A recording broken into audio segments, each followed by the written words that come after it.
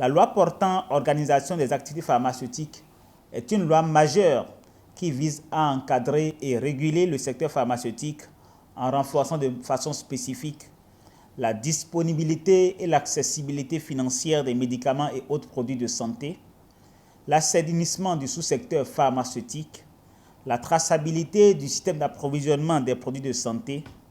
la qualité des produits pharmaceutiques mis à la consommation au Bénin, l'amélioration des soins de santé. Le vote de cette loi est donc le couronnement d'efforts conjugués et la concrétisation de cette volonté affichée du gouvernement de donner au secteur pharmaceutique l'élan nécessaire pour son progrès.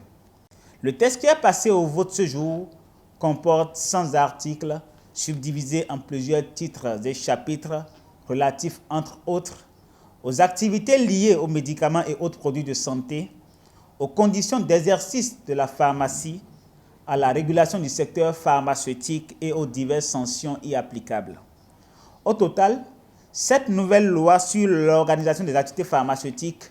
apporte une cohérence à l'ensemble du dispositif législatif et réglementaire relatif à la pharmacie et aux médicaments,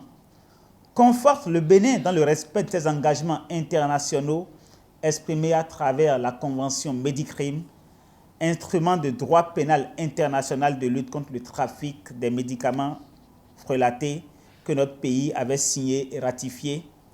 permet enfin de renforcer la crédibilité de notre pays vis-à-vis de la communauté internationale, régionale et sous-régionale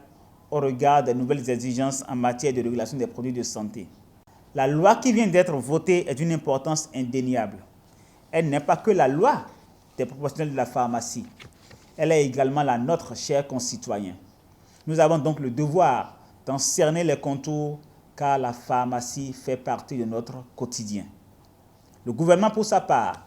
contribuera résolument à assurer sa vulgarisation une fois qu'elle sera promulguée par le président de la République.